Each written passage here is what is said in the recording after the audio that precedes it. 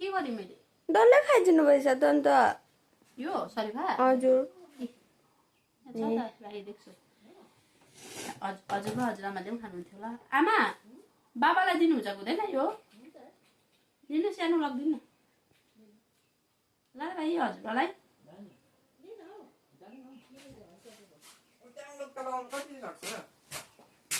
हजुरबालाई दियो ल हजुर अलिक खाने आमा खानु नि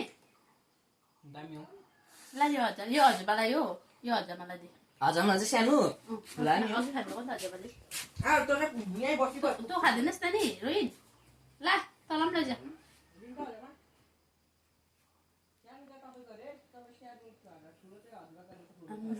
तपाईँ सानो छ र हजुर बहिनी यो भाइलाई